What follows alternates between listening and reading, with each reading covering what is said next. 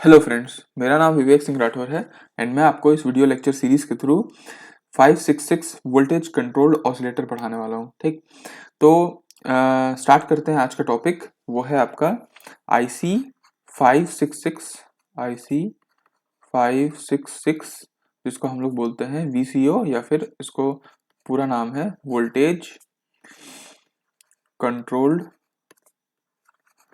Oscillator. Okay fine, voltage controlled oscillator जिसको short form में VCO बोलते हैं।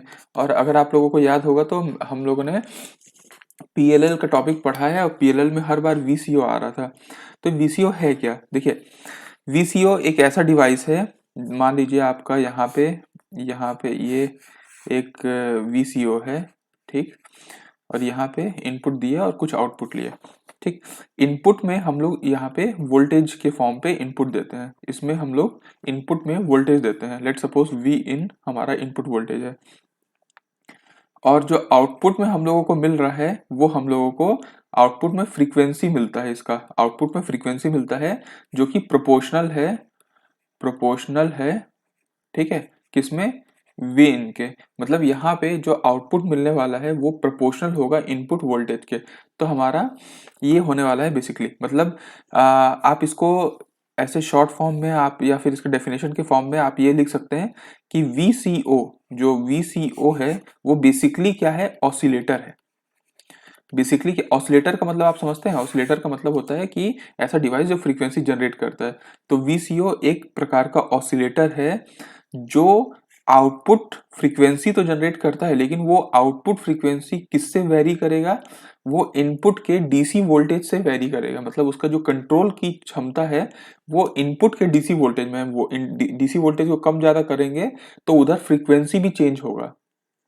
ये मेन इसका कॉन्सेप्ट है। ठीक है, मतलब इनपुट डीसी वोल्टेज को वेरी करने से output frequency of the signal ये एडजस्ट होता है। ठीक है, इस वीसीओ जो फ्रीक्वेंसी जनरेट करता है, ठीक है, वीसीओ जो फ्रीक्वेंसी जनरेट करता है वो लगभग, अगर आप देखें तो फ्यू हर्ट्ज, ठीक है, बहुत कम हर्ट्ज से लेके हंड्रेड्स ऑफ गीगा हर्ट्ज, यहाँ पे लिख देता हूँ हंड्रेड्स ऑफ गीगा हर्ट्ज तक ये फ्रीक्वेंसी जनरेट करने की क्षमता रखता है वीसीओ। इतनी आपको जानकारी होनी चाहिए। अब इसके वर्किंग में आ जाते हैं। इसका वर्किंग कैसा है? देखिए, चूंकि ये ऑसिलेटर है, ऑसिलेटर फ्रीक्वेंसी जनरेट करता है, तो आप कुछ ऑसिलेटर के बारे में देखिए। जैसे कि आप आरसी ऑसिलेटर को देख लीजिए। आरसी ऑसिलेटर आप लोग पढ़े होंगे, आरसी ऑसिलेटर, या फिर आप एलसी ऑसिलेटर की बात कर लीजिए। दोनों का एग्जांपल से मैं एक कॉमन चीज निकालना चाह रहा हूँ, वो ये है कि आरसी ऑसिलेटर में जो आउटपुट फ्रीक्वेंसी आता था उसका फॉर्मूला अगर आपको याद होगा तो 1/2 पाई आरसी होता था। ठीक, इस फॉर्मूले के बेसिस पे इसमें आउटपुट फ्रीक्वेंसी जनरेट होता था। मतलब कि अगर हम लोग यहाँ पे आर या सी को वेरी करते हैं तो एफ नॉट वेरी करेगा। एल सी ऑसिलेटर में अगर आपको याद होगा तो 1/2 pi under root of L C है। तो अगर आप दोनों फॉर्मूला को देखें तो आपको एक चीज कॉमन दिखेगा। वो चीज कॉमन ये है कि जो आउटपुट फ्रीक्वेंसी है वो कहीं ना कहीं इनडायरेक्टली प्रोपोर्शनल है आपके कैपेसिटेंस की वैल्यू पे। ठीक है, और यहाँ पे वीसीओ का क्या है कि वीसीओ का जो आउटपुट फ्रीक्वेंसी है वो कहीं ना कहीं डायरेक्टली प्रोपोर्शनल है वी इन से। मतलब आपका इनपुट वोल्टेज चेंज हो रहा है उस हिसाब से आउटपुट वोल्टेज भी चेंज हो रहा है। तो ये दो चीज हमारे दिमाग में होना चाहिए। Output frequency is inversely proportional to capacitance और output frequency is inversely proportional to आपका directly proportional to V in. ठीक, ये अगर हमारे दिमाग में है तो हमारा काम बन जाएगा। इससे ये हो जाएगा कि अगर हम लोग इनपुट वोल्टेज चेंज करते हैं या कैपेसिटेंस को हम रिड्यूस करते हैं तो फ्रीक्वेंसी ऑफ ऑसिलेशन डायरेक्टली बढ़ जाएगा। तो ये तो सिंपल सा कॉन्सेप्ट है, ये तो हम लोगों को जानकर। अब चूंकि ये आईसी है, वीसीओ के बारे में तो आपको हल्की सी जानकारी हो गई। अब चूंकि ये आईसी है तो आईसी का पिन डायग्राम भी आपको पता होना चाहिए, क्योंकि आईसी है तो उसके कौन से पिन में क्या लगता है वो आपको पता होना चाहिए। तो आप यहाँ पे देखते हैं, चलिए इसका पिन डायग्राम। पिन डायग्राम क्या है? देखिए सिंपल, आप एक आईसी बना लीजिए ऐसा। ठीक है, ये आपका आईसी हो गया। इसमें आप क्या कर लीजिए, 1 2 3 4, इधर 4 और इधर 4, 5 6 7 8, 1 2 3 4 5 6 7 8। ठीक है, इसका पहला पिन जो है वो आपका ग्राउंड है। ठीक है, फर्स्ट पिन जो आईसी 566 का होता है वो ग्राउंड होता है। दूसरा वाला तो नॉट कनेक्टेड है, कनेक्टेड ही नहीं है इसमें। तीसरा वाला और चौथा वाला दोनों ही आउटपुट है। दो टाइप के आउटपुट इस वीसीओ में मिलते हैं। एक आउटपुट आपका ऐसा मिलता है, ठीक है, स्क्वायर वेव फॉर्म पे, और एक मिलता है आपका ट्रायंगुलर वेव फॉर्म पे। ट्रायंगुलर वेव फॉर्म पे आउटपुट मिलता है। ठीक, पांचवा आपका मॉड्यूलेशन इनपुट है। तो आपका मॉड्यूलेशन इनपुट, ठीक, जो भी मॉड्यूलेशन इनपुट, भाई इनपुट भी तो देंगे आप कुछ ना कुछ। ठीक है, आपको रेजिस्टर और कैपेसिटर की जरूरत पड़ेगी, क्योंकि अभी आपने जस्ट देखा कि कैपेसिटेंस की वैल्यू पे ही तो यहाँ सारा कुछ टिका हुआ है। तो यहाँ पे आप टाइमिंग कैपेसिटर,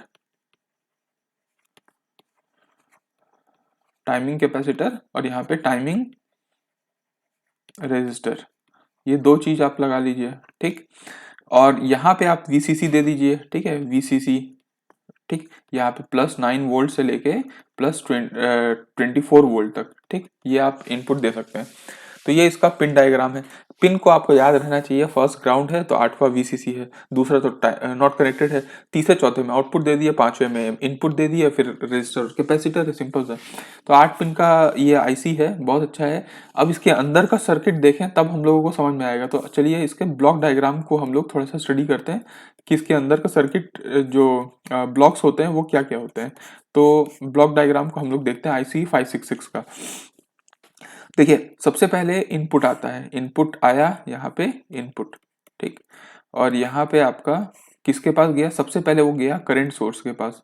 ठीक है, मतलब देखिए, चूंकि ये वोल्टेज कंट्रोल ऑसिलेटर है तो यहाँ से जो इनपुट आएगा वो आपका वोल्टेज के फॉर्म पे आएगा, वो करंट सोर्स को चालू करेगा। ठीक है, यहाँ पे करंट सोर्स जो है वो करंट सोर्स के तौर पे चालू हुआ, और ये अब करंट सोर्स क्या करेगा, किसी कैपेसिटर को चार्ज करेगा। तो यहाँ पे हम लोग कैपेसिटर बना देते हैं, ये हमारा कैपेसिटर आ गया C1। ठीक, मतलब ये कैपेसिटर को करंट सोर्स चार्ज करेगा। अब चूंकि आरसी सर्किट होता है, मतलब टाइम कांस्टेंट आरसी होता है, तो अपना सी तो हो गया, इसको आर की भी जरूरत है। भाई बिना रेजिस्टेंस के वो कैसे हो, क्या है, तुरंत चार्ज कर लेगा क्या, मतलब कुछ टाइम लेगा। तो इसको रेजिस्टेंस की भी जरूरत है, तो करंट सोर्स के लिए यहाँ रेजिस्टेंस हम लोग बना देते हैं, जिसका नाम R1 डाल देते हैं। वो R1 हो गया, ये C1 हो गया। ठीक, और यहाँ पे इसको हम लोग क्या कनेक्ट करते हैं, वीसीसी के साथ कनेक्ट कर लेते हैं। ठीक, अच्छी बात है, ये भी हो गया, R1 और C1 हो गया। अब इसका जो आउटपुट है मतलब देखिए, यहाँ पे कैपेसिटेंस में जो स्टोर हो रहा होगा वो आउटपुट हम लोग डायरेक्टली दे दें। अगर डायरेक्टली दे दें, मान लीजिए यहाँ से हम लोग डायरेक्टली इसका आउटपुट ले गए। ठीक, मान लीजिए एक बफर एम्पलीफायर से पास करा के, इसका आउटपुट हम लोग ले गए, तो कैपेसिटेंस चार्ज होगा, फिर डिस्चार्ज होगा, चार्ज होगा, डिस्चार्ज होगा, मतलब कुछ इसका जो आउटपुट आएगा वो आपका कुछ ऐसे फॉर्म पे आएगा, ट्रायंगुलर वेव में। ठीक, तो ये आउटपुट आपका यहाँ से मिल जाएगा। और ये जो यहाँ पे भी अगर इस पॉइंट पे देखेंगे तो वही आउटपुट मिलेगा, ट्रायंगुलर। तो क्यों ना इसको हम लोग एक श्मिट ट्रिगर से पास करा देते हैं। तो यहाँ से हम लोग श्मिट ट्रिगर का यूज करते हैं। श्मिट ट्रिगर, जैसे ही श्मिट ट्रिगर का यूज किए तो आपका आउटपुट, श्मिट ट्रिगर आपको पता होगा कि वो कोई भी वेव को, कोई भी जो कन्वर्टिंग वेव है उसको वो क्या बोलते हैं, स्क्वायर वेव में कन्वर्ट कर देता है। तो यहाँ पे कुछ भी आ रहा होगा, ट्रायंगुलर आ रहा होगा, सिनोसाइडल आ रहा होगा, उसको श्मिट ट्रिगर स्क्वायर वेव में कन्वर्ट कर देगा। फिर इसको भी हम लोग क्या करेंगे, एक बफर एम्पलीफायर से पास करा देते हैं, बफर एम्पलीफायर से, और फिर यहाँ पे आउटपुट ले लेते हैं। यहाँ पे आपका आउटपुट बिल्कुल ऐसा स्क्वायर वेव फॉर्म पे मिलेगा। ठीक, तो अगर आपको याद होगा तो हमारा जो वो था, क्या बोलते हैं, आउटपुट पिन था, वो 3 4 पे था। तो हम लोग यहाँ पे लिख देते हैं, 3 नंबर का पिन ये है, 4 नंबर का पिन ये है। ठीक है, 3 4 नंबर का पिन हो गया। अभी हमारा इनपुट कौन से उसमें था, इनपुट हमने 5 नंबर के पिन में दिया था, तो 5 नंबर का पिन ये हो गया। ठीक, इसके बाद हम कहाँ थे, हम रजिस्टर और कैपेसिटर की वैल्यू पे वो कर रहे थे। 6 नंबर रजिस्टर था, 7 नंबर कैपेसिटर था, तो ये 6 नंबर का पिन हो गया। ठीक, और यहाँ पे 7 नंबर का पिन ये हो गया। तो हम लोगों ने 2 नंबर तो कनेक्ट ही नहीं है, 1 2 3 4 5 हो गया, 2 नंबर नॉट कनेक्टेड, अब सिर्फ 2 ही पिन बच गए हैं। ठीक है, और कहाँ से, अच्छा, इसके बाद हम लोग इस सर्किट को थोड़ा क्लोज कर देते हैं, इस डब्बे को यहाँ से अपन ले लेते हैं, ये इनपुट वाला है यहाँ से, क्योंकि ये एक्सटर्नल है तो हम लोग इसको बाहर बना देते हैं। एक्सटर्नल यहाँ हो गया, ठीक, यहाँ पे हो गया, और ये भी कैपेसिटर बाहर का है तो ये यहाँ पे हो गया। ये जो डब्बा है, ये डब्बा IC566 का डब्बा है। इसमें से बाहर से हम लोग ने इनपुट दिया था करंट सोर्स को। करंट सोर्स यहाँ से R1 C1 को चार्ज या डिस्चार्ज करना है, वो R1 के बेसिस पे होगा। अच्छा, इसको एक पिन हमारा VCC वाला भी पिन है जो 8वें नंबर का पिन है, तो हम यहाँ से एक काम करते हैं, ये 8वें नंबर का पिन कनेक्ट कर देते हैं, 8वें नंबर का, जो डायरेक्टली VCC से मिल जाएगा अपन को, ठीक है। और ग्राउंड भी करना है तो एक चीज को ग्राउंड कर देते हैं, तो ये आपका 1 नंबर का पिन भी हो गया। तो अल्टीमेटली हाँ, ये करंट सोर्स के पास गया, करंट सोर्स से श्मिट ट्रिगर में गया, बफर एम्पलीफायर से यहाँ 3 नंबर में आ गया, और यहाँ से आउटपुट लिए तो 4 नंबर पे ये वाला आ गया। बाकी तो सब मेरे ख्याल से सारा कुछ यही था, ठीक है। तो देखिए, जो आपका ये है IC566, अगर आपको जब इसमें लिखना होगा एग्जाम में तो क्या लिखेंगे, IC566 कंटेन्स करंट सोर्स, ठीक है। Why it contains current source to charge and discharge the external capacitor at a rate set by आपका एक्सटर्नल जो रेजिस्टर है, ठीक है, एंड जो आपका मॉड्यूलेटिंग DC वोल्टेज है, ठीक। तो क्योंकि करंट सोर्स का ही जाएगा यहाँ पे, तो DC वोल्टेज जैसा जाएगा उस हिसाब से करंट सोर्स भी होगा, और रेजिस्टर के बेसिस पे। तो कैपेसिटर चार्ज या डिस्चार्ज होगा ऑन द बेसिस ऑफ आपका करंट जो मॉड्यूलेटिंग इनपुट है, और आपका R1 के बेसिस पे, ठीक है। ये आपका सर्किट डायग्राम है।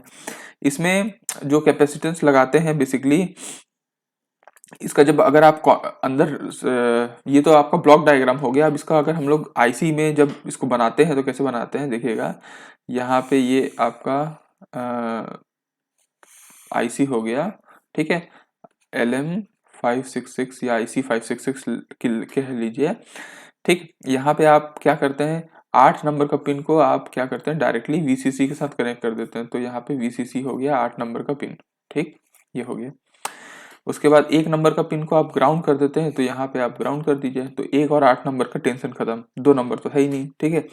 3-4 में आउटपुट लिया जाता है, तो यहाँ पे आप 3 नंबर में ले लीजिए, क्या बोलते हैं, वो वाला आउटपुट, ठीक है, ये वाला आउटपुट, और 4 नंबर पे आप ले लीजिए वो वाला आउटपुट, तो ये वाला आउटपुट हो गया। तो अपना 1 हो गया, 2 हो गया, 3 4 हो गया, 8 हो गए, 5 6 7 बचा हुआ है, ठीक। तो अब इनको देखेगा कि ये कैसे करते हैं।